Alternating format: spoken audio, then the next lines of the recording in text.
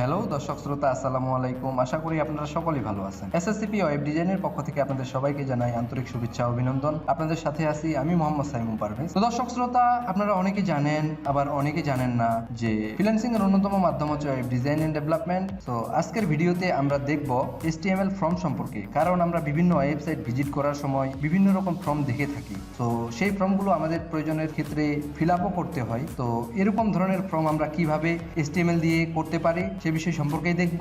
ভিডিওটি স্কিপ না করে সম্পূর্ণটাই দেখবেন এবং কোডিং এর যাবতীয় কাজ আমরা কমপ্লিট করব নোটপ্যাড প্লাস প্লাস নামক সফটওয়্যার দিয়ে। তো ভিডিওটা শুরু করছি, লেটস গেট স্টার্টেড।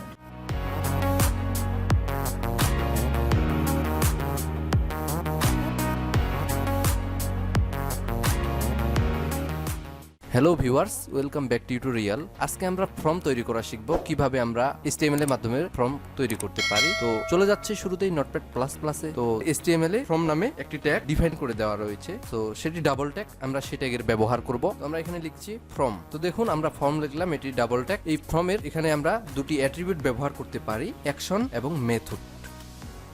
তো দেখুন, আমরা এখানে ফর্ম ট্যাগটি নিলাম এবং ফর্ম ট্যাগের মাঝে আমরা দুটি অ্যাট্রিবিউট ব্যবহার করলাম, অ্যাকশন এবং মেথড। সো এই দুটি আমাদের ওয়েব ডিজাইনারের প্রয়োজন হয় না, মূলত যারা ডেভেলপমেন্ট করবে তাদের প্রয়োজন। সো আমরা যেহেতু ফর্মের কাজ শিখতেছি, এই দুটি এভাবে লিখে রাখবো। সো যখন কোনো ডেভেলপার আমাদের ক্রিয়েট করা ওয়েবসাইট ডেভেলপ করবে, তখন কিন্তু তার জন্য খুব উপকার হবে। আর এটা মূলত ডিজাইনাররা এভাবে লিখেই রাখে ফর্মের মাঝে অ্যাকশন মেথড। এটাই হচ্ছে মূলত স্ট্যান্ডার্ড কোডিং। সো দেখুন, আমরা আমাদের ফর্মে প্রথম অবস্থায় ফার্স্ট নেম লাস্ট নেম থাকে ফর্মে। সো আমরা এখানে লিখতেছি ফার্স্ট নেম। আমরা ফার্স্ট নেম লিখলাম। এই আমাদের ফার্স্ট নেমটা যে ইনপুট করতে হবে, সো আমাদের ফার্স্ট নেম লিখার কিন্তু বক্স লাগবে, তা না হলে কিন্তু আমরা ফার্স্ট নেম লিখতে পারবো না। সো এটি হচ্ছে আমাদের ফার্স্ট নেমের টাইটেল। কোথায় ফার্স্ট নেম? সো আমরা এখানে লিখবো ইনপুট। HTML এ ইনপুট করার জন্য কোনো কিছুকে ইনপুট নামক সিঙ্গেল ট্যাগ রয়েছে। তো আমরা ইনপুট লিখলাম। তো ইনপুটের শেষে স্ল্যাশ দিলেও হবে, আবার না দিলেও হবে। সো আমরা স্ল্যাশটা ব্যবহার করছি না, অযথা আমাদের কোড বাড়িয়ে কোনো প্রয়োজন নেই। সো এখানে আমরা যে কাজটি করবো, এখানে আমরা ইনপুট, এখানে আমরা একটি অ্যাট্রিবিউট ব্যবহার করতে পারি, টাইপ অ্যাট্রিবিউট।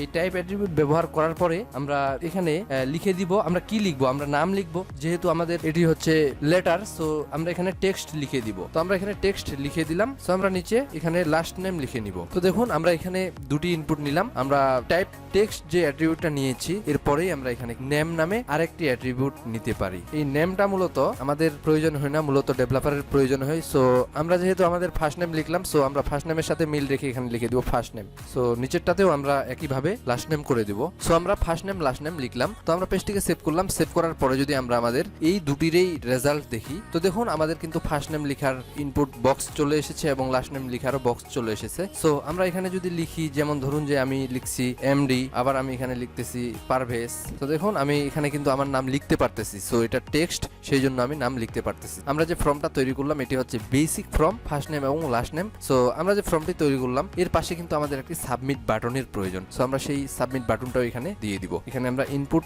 লিখব।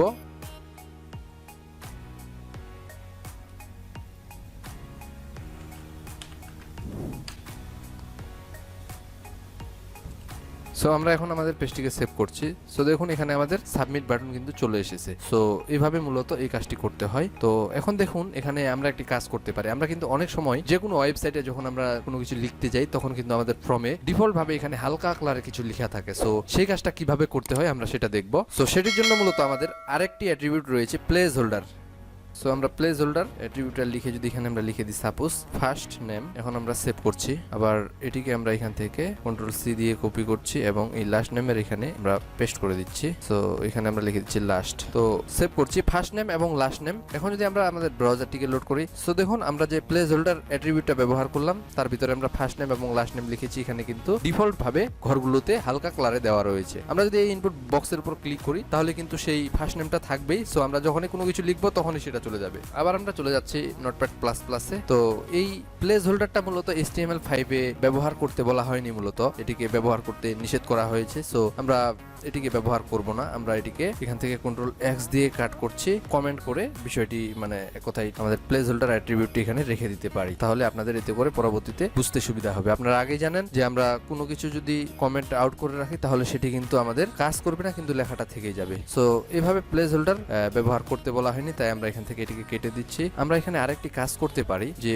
ডিফল্ট ভাবে আমাদের কিন্তু অনেক সময় লেখা থাকে একটা নাম, সো আমরা সেই নামটা কিভাবে দিতে পারি। আমরা যদি নোটপ্যাড প্লাস প্লাসে চলে আসি, এখানে আরেকটি অ্যাট্রিবিউট রয়েছে ভ্যালু। আমরা যদি এই ভ্যালুর, ধরুন যে আমি এখানে আমার নামটা দিয়ে দিচ্ছি পারভেজ, তো আমরা যদি এখানে ভ্যালুর পরে আমরা একটা নাম দিয়ে দিই তাহলে কিন্তু সেই নামটা আমাদের এখানে অটোমেটিকলি লিখাই থাকবে। সো আমরা এরপরে যদি কোনো কিছু লিখি তাহলে কিন্তু সেই লেখাটাও থাকবে। সো এখান থেকে এটা কেটে দিয়ে যদি আবার আমরা পেজটিকে লোড করি তাহলে কিন্তু আমাদের সেই ভ্যালুটা এখন নেই। সো এইভাবে মূলত ভ্যালু দিলে আমাদের যে ভ্যালুর ভিতরে আমরা লেখাটা ইউজ করব সেই লেখাটা কিন্তু এই ইনপুট বক্সে ডিফল্ট ভাবে একবারে টাইপিং যে আমরা করি ঠিক সেরকম ভাবে থাকবে। এখন আমরা একটি কাজ করতে পারি, আমাদের এই যে ফার্স্ট নেম, ইনপুট বক্স, এগুলো কিন্তু আমাদের ইনলাইন এলিমেন্ট। আপনারা আগে থেকেই জানেন ইনলাইন এবং ব্লক লেভেল এলিমেন্ট কি। ইনলাইন এলিমেন্ট হওয়ার জন্য কিন্তু এগুলো মানে এক কথায় এক লাইনে এসেছে। সো আমরা এগুলোকে নিচে নিয়ে আসবো। সো এর জন্য আমরা এখানে কিন্তু সিম্পলি বিআর ট্যাগ ব্যবহার করতে পারি, লাইন ব্রেক ট্যাগ ইউজ করে আমরা কিন্তু এই কাজটি করতে পারি। তো আমরা এখান থেকে বিআর ট্যাগটা নিচ্ছি, নেওয়ার পরে আমরা এইভাবে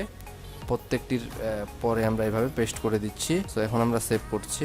তো দেখুন আমাদের কিন্তু খুব সুন্দর করে ফার্স্ট নেম, লাস্ট নেম এবং সাবমিট বাটন চলে এসেছে। সো এভাবেই মূলত এই কাজগুলো করতে হয়। তো বাসায় ভালোভাবে প্র্যাকটিস করে ফেলুন। আগামী টিউটোরিয়ালে আমরা ফর্মের আরো কিছু বিষয় সম্পর্কে জানবো। তো দর্শক শ্রোতা, ভিডিওটি ভালো লাগলে অবশ্যই একটি লাইক করবেন আর কমেন্ট করে আপনাদের গুরুত্বপূর্ণ মতামত জানাবেন। চ্যানেলটিতে নতুন হলে অবশ্যই ওয়েব ডিজাইন এন্ড ডেভেলপমেন্ট শেখার জন্য আমাদের চ্যানেলের সাথেই থাকবেন, এবং কি আমাদের চ্যানেলের ভিডিওগুলো আপনারা যদি নিয়মিত দেখেন এবং কি সিরিয়াল মেনটেন করে দেখেন, আমরা প্রত্যেকটি ভিডিওর শেষে সিরিয়াল দিয়ে দিয়েছি, অথবা আমাদের web design full video tutorial সেই প্লেলিস্টটা যদি আপনারা ওপেন করেন তাহলেই কিন্তু আপনারা A to Z সিরিয়াল অনুযায়ী পেয়ে যাবেন। সো ওয়েব ডিজাইনটা শিখতে আপনাদের জন্য খুব সুবিধা হবে, কারণ আমরা যে টিউটোরিয়ালগুলো আপলোড করি সেগুলো কিন্তু আমরা একটার পরে একটা সিরিয়াল অনুযায়ী দিয়ে থাকি। সো যারা এই ভিডিওটি বুঝতে পারেননি তাদের অবশ্যই বেসিক বিষয়গুলো জানতে হবে। তো বেসিক বিষয়গুলো জানার আমন্ত্রণ জানিয়ে বিদায় নিচ্ছি। ভালো থাকবেন, সুস্থ থাকবেন। আগামী টিউটোরিয়ালে দেখা হচ্ছে, সেই পর্যন্ত খোদা হাফেজ।